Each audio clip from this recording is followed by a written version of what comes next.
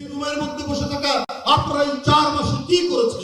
Soybean তেল নাই, চিনি নাই, আটা নাই, মরিচের দাম আকাশ ছোঁয়া, পেঁয়াজের দাম আকাশ ছোঁয়া, রসুনের দাম আকাশ ছোঁয়া। কেন এই পরিস্থিতি তৈরি? আজকে অন্তর্বর্তীকালীন সরকারকে সবাই সমর্থন দিয়েছে, গণতন্ত্রকামী মানুষ সমর্থন দিয়েছে।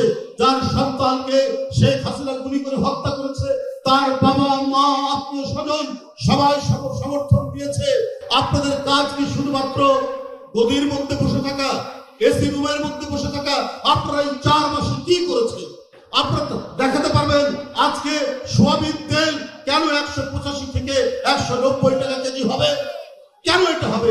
কেন সোয়াবিন তেল আপনি এই পাড়া মহল্লার দোকানে দেখবেন সোয়াবিন তেল পাবে না? কি করে সোয়াবিন তেল উধাও হয়ে গেল? কি করে পাওয়া যাচ্ছে না?